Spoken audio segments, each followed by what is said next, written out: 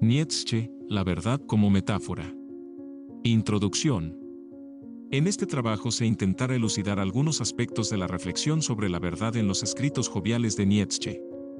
El esfuerzo en analizar las obras de Nietzsche se centrarán en 1. Nietzsche ve a todo conocimiento general como una elaboración que lleva la marca de la subjetividad, en otras palabras, como una interpretación, con lo cual equipara a una producción artística. 2. En el segundo lugar, procuraré establecer las fuentes filosóficas de esta posición, haciendo resaltar la originalidad del pensamiento nietzscheano referido a la verdad.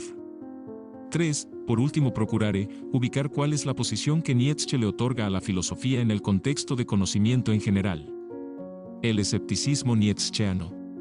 Según el escepticismo, el sujeto no puede aprehender el objeto. El conocimiento en sentido de una aprehensión real del objeto es imposible según él. Por eso no debemos pronunciar ningún juicio, sino abstenernos totalmente de juzgar.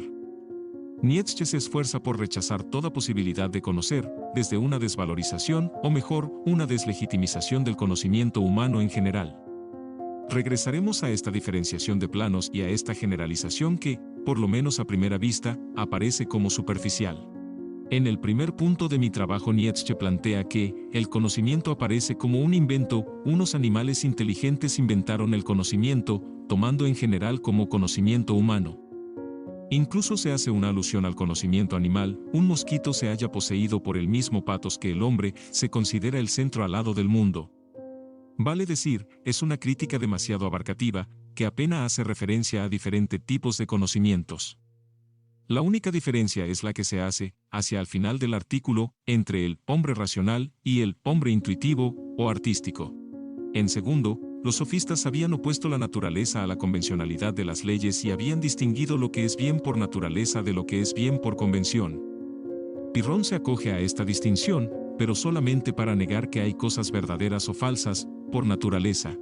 Podemos afirmar que el escepticismo antiguo tiene sus raíces en los sofistas, que reinciden sobre el argumento. Lo que llamamos conocimiento no es otra cosa que el efecto producido por las cosas sobre nosotros. La misma cosa, afectando a un paciente diferente, producirá un efecto diferente, de modo que es imposible llegar a la cosa misma, salvo por convención.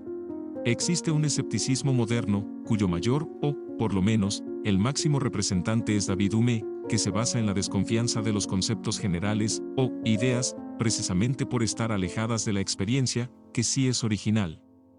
Para Hume, los conceptos de causa y sustancia, que sostienen nuestro conocimiento del mundo, no tiene una justificación racional. El valor que le reconocen los escépticos al conocimiento, al igual que Nietzsche, es el operacional o instrumental. Lo que le niegan es la pretensión de llegar al en sí de las cosas. Volviendo a Nietzsche, en particular sobre verdad, hay que aclarar que, si bien Nietzsche es quien piensa tal obra, es Herrsdorf es quien propiamente la escribe. Los problemas que padece le obligan a pedir ayuda a su amigo. Se puede afirmar que el motivo central, que le permite invalidar el conocimiento, es su crítica al concepto. El concepto aparece en el mencionado escrito como el residuo de una metáfora, algo totalmente alejado de la experiencia original, algo que lo único que hace es recoger el común denominador de muchas experiencias diferentes, tanto de uno como de varios individuos. El concepto como residuo de la metáfora. Ahora bien, podemos notar que el uso que Nietzsche hace de la noción de metáfora es ajeno al uso corriente. La metáfora es algo intralingüístico. Es un recurso literario. En el escrito que comentamos, Nietzsche utiliza la expresión metáfora para hacer referencia a algo diferente. Nietzsche afirma que la cosa en sí, esto sería la verdad pura, sin consecuencias, es totalmente inalcanzable y no es deseable en absoluto para el creador del lenguaje. Este se limita a designar las relaciones de las cosas con respecto a los hombres y para expresarlas apela a las metáforas más audaces. En primer lugar, un impulso, atrapado en una imagen. Primera metáfora, la imagen transformada de nuevo en un sonido. Segunda metáfora. Y, en cada caso, un salto total desde una esfera a otra completamente distinta. Este planteo reconoce un antecedente en los sofistas. Recordemos el tercer argumento del Gorgias: si algo fuera conocido, ese conocimiento no podrá ser comunicado. Las palabras son sonidos, lo que se percibe por la vista no se puede comunicar por el lenguaje, que es sonido. Lo visible y lo audible no se corresponden, no pueden expresar lo uno a lo otro. La crítica de Nietzsche no arraiga en la posibilidad de adecuación entre un plano perceptivo y otro, sino también en el carácter convencional del lenguaje. El lenguaje es algo cultural, o sea, contingente, y resulta una mediación inevitable, no solo para la transmisión, sino también para el mismo acto de conocimiento. Hay un primer condicionamiento que es fisiológico, orgánico, el cual no será desarrollado en este trabajo. Hay un segundo condicionamiento, el social, el lingüístico. De modo que una expresión lingüística que para Nietzsche es la base de un concepto, que no puede llegar al en sí de las cosas. Pensamos que esta crítica de Nietzsche al conocimiento es de raíz kantiana y schopenhaueriana o de Kant asimilado a partir de Schopenhauer. O como escribe Weinger. En realidad hay mucho de Kant en Nietzsche, no ciertamente de Kant en la forma en que lo encontramos expuesto en los libros de texto, sino en el espíritu de Kant, del Kant real, que penetró hasta la médula de la naturaleza de la apariencia, pero que, a pesar de haber visto a través de ella, también vio y reconoció conscientemente su utilidad y necesidad. La expresión griega auto y cas auto, que se pueden traducir como en sí mismo o por sí mismo, aparecen frecuentemente en Platón, por ejemplo, belleza en sí o por sí, para diferenciar de algo bello para mí. Esta idea de algo en sí mismo o por sí mismo la desarrolla Platón necesariamente para enfrentar el relativismo de los sofistas. Si más adelante en la filosofía occidental se conserva esta, si se va a hablar de la cosa en sí, para contraponerla al fenómeno, es decir, a las cosas desde una óptica humana, hay que reconocer que se trata de una noción de cuño filosófico. Se le podría objetar a Nietzsche que el runa, hombre común de la cordillera de los Andes, o el hombre de una cultura diferente, no necesariamente pretende que su conocimiento alcance la cosa en sí, que ni se plantea la cuestión de si su conocimiento es meramente humano, o antropomórfico, o no. La filosofía como búsqueda del en sí. En el siguiente párrafo de la filosofía en la época, las escasas y desordenadas observaciones de tipo empírico que llevó a cabo acerca de la procedencia y la metamorfosis del agua, o, más concretamente de a lo húmedo, permitieron, o por lo menos sugirieron, una gigantesca generalización.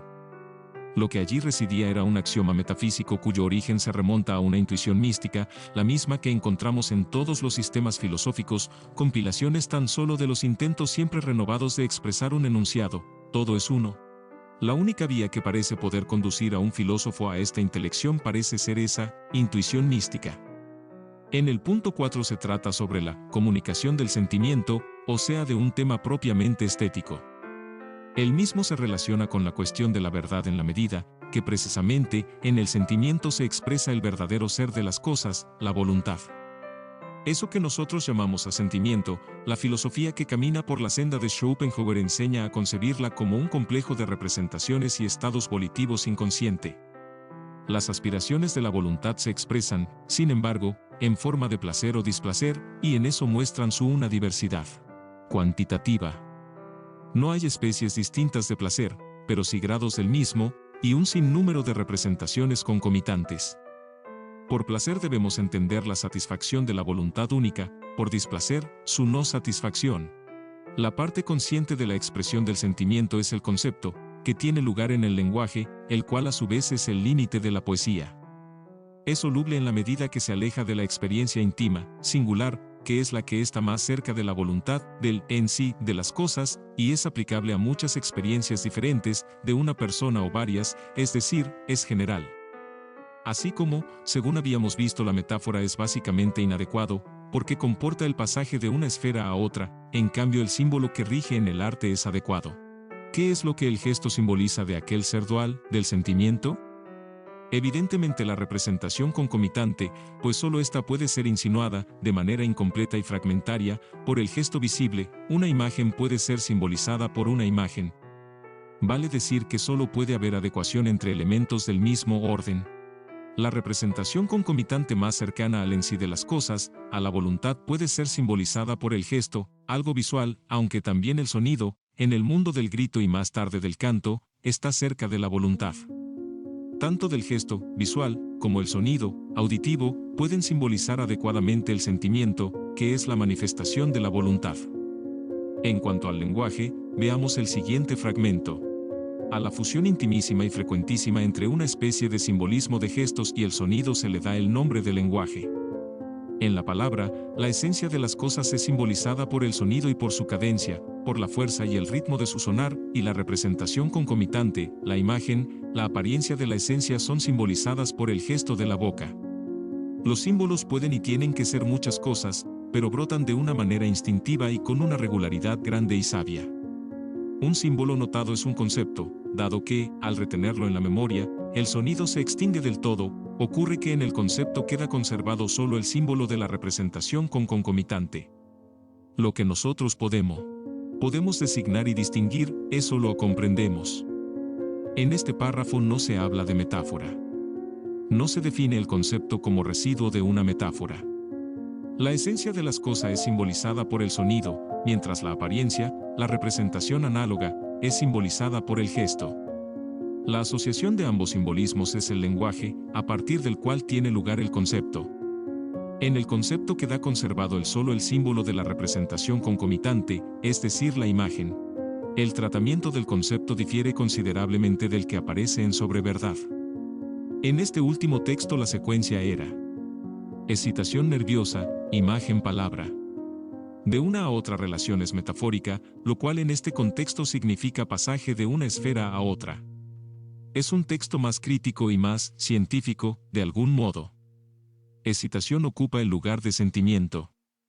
Digo, ocupa el lugar, y no, es equivalente, porque hay una diferencia de propósito. El tema de Sobreverdad es el conocimiento, no el arte.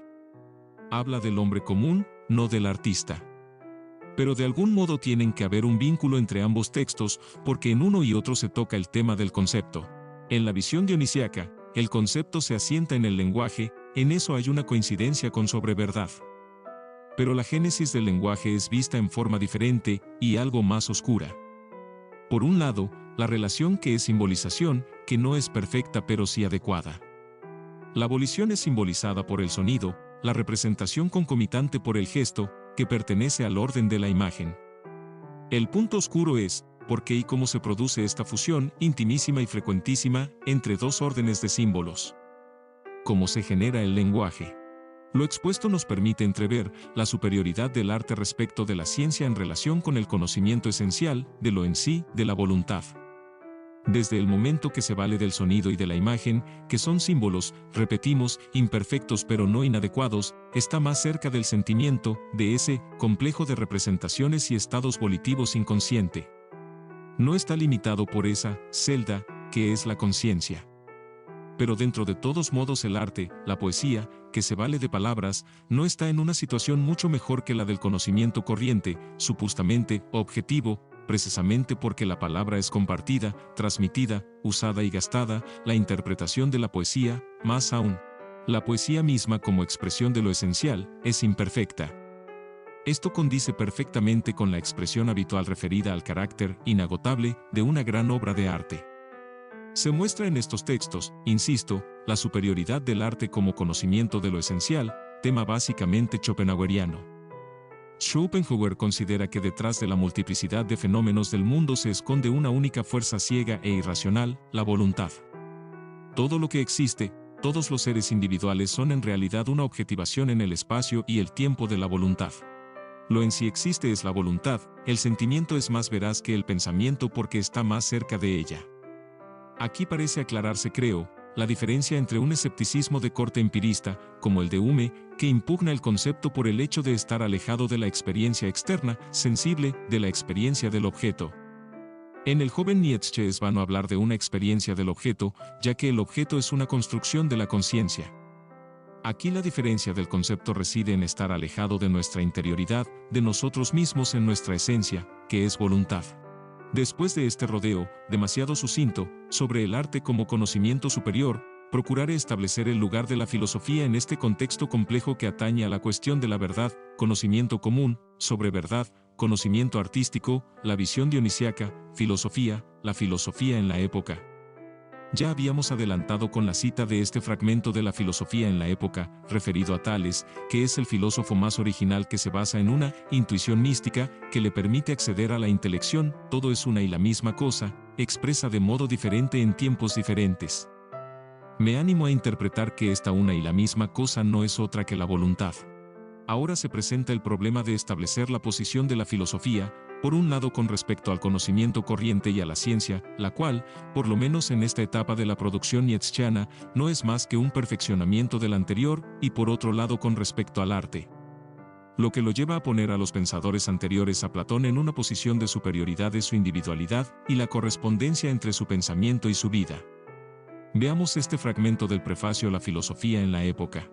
En cambio, quien goza de los grandes hombres goza también de tales sistemas, aunque se basen absolutamente en un error, comportan en ellos, con todo, algo del todo irrefutable, un tono personal, un color, mereced a la cual podemos construir la imagen del filósofo, del mismo modo que observando determinadas plantas y el entorno en que crecen podemos inferir las características del suelo que las produce.